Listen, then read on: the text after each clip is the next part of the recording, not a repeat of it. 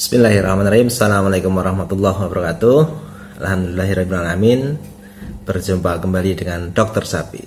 Sahabat semuanya, kali ini saya ingin bercerita terkait dengan kondisi kekeringan ini.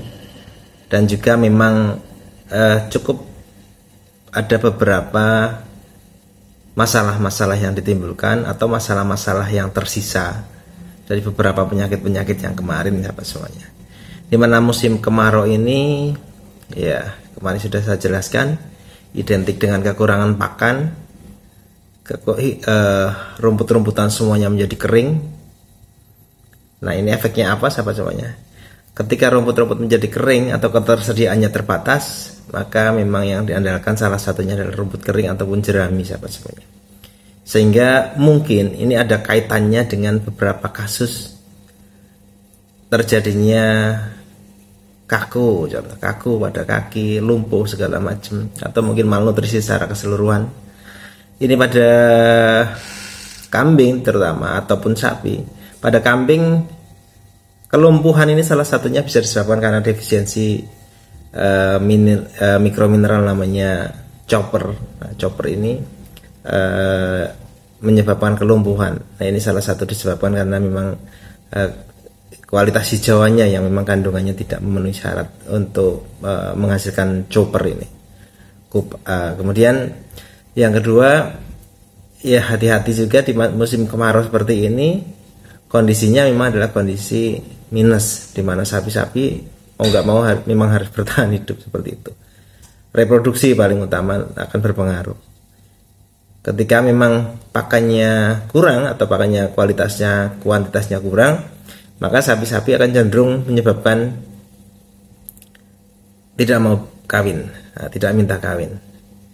Porsi sapi-sapi yang minta kawin di musim kemarau atau keberhasilan kebuntingannya akan menurun karena terkait dengan pakan. Di mana pakan ini sangat berkaitan langsung dengan reproduksi, sahabat semuanya. Dimana ketika memang sumber utama pakan, energi ini dimanfaatkan untuk kebutuhan pokoknya sapi, untuk pertumbuhan, nah itu produksi, kemudian terakhir adalah untuk reproduksi. Sehingga kalau musim kemarau ini sapinya hanya cukup diberikan pakan untuk kebutuhan hidupnya sendiri, maka untuk produksinya terganggu. Untuk reproduksinya apalagi, karena dia hanya cukup untuk kebutuhan pokok dan bertahan hidup, sahabat semuanya. Seperti itu.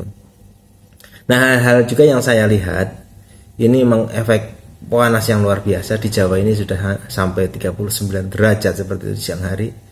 Menyebabkan siang hari ini sapi cenderung penting namanya. Jadi ngos-ngosan, kemudian sampai meler-meler itu, keluar air liur dan segala macamnya. Penting itu disebabkan karena memang cuaca di luar, di lingkungannya sangat panas. Wajarnya memang sapi ya 38,5 itu masih wajar, 38. Tetapi kalau lingkungannya saja sudah 39, maka sapi-sapi ini juga akan berpengaruh di suhu tubuhnya. Makan menjadi panas, menjadi hipersalivasi. Maka harus disediakan cukup minum, sahabat semuanya. Nah, cukupkan minum. Kemudian yang kedua, metabolisme. Ketika memang makan banyak, kemudian makan konsentrat banyak, rumput banyak, juga itu menimbulkan metabolisme yang lebih cepat. Artinya juga menimbulkan suhu tubuh yang meningkat. Ini efeknya seperti itu. Efek karena lingkungan yang begitu panas, juga efek karena mungkin karena konsumsi pakannya juga berlebih, bisa jadi menimbulkan efek suhu tubuhnya menjadi meningkat sangat drastis. Akibatnya namanya tadi hipersalivasi ataupun namanya penting, seperti itu sahabatnya. Nah, ini kita bisa akali, kita bisa coba lagi dengan sediakan air minum yang cukup. Namun kadang memang di beberapa tempat sudah kesulitan air minum, ini yang menjadi masalah juga. Nah, sahabat semuanya, pemberian pakan, pemberian konsentrat hijauan, kemudian comboran ini harus kemudian diperhatikan supaya memang sapi daya tahan tubuhnya juga tercukupi. Daya tahan tubuhnya adalah kuat untuk terhadap penyakit. dimana memang ada sisa-sisa masih bekas PMK yang menyebabkan stres masalah pencernaan, masalah pernafasan itu. Kemudian di beberapa hal juga terkait dengan LSD masih ada sisa-sisa yang mana itu juga menyebabkan salah satunya ya tadi ada meler-meler dari hidung dan segala macamnya. Nah, ini mohon dijaga, benar-benar diperhatikan sahabat semuanya.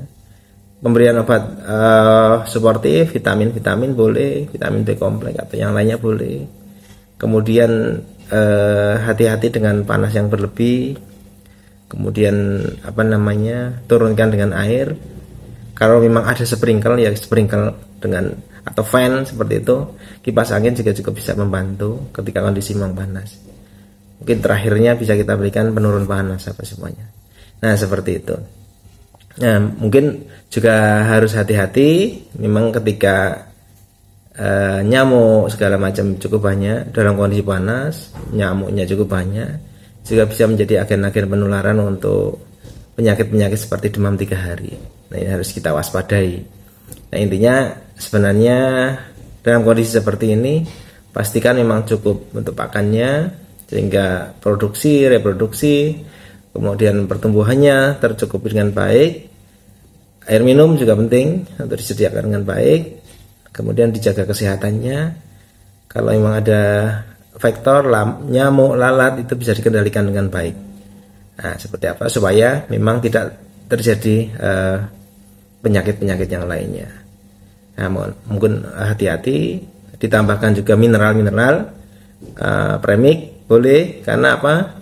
Karena dalam kondisi rumput-rumput yang kering ini ketersediaannya jumlahnya terbatas. Begitu juga mungkin mikromineral atau elemen-elemen mineral lainnya juga berkurang.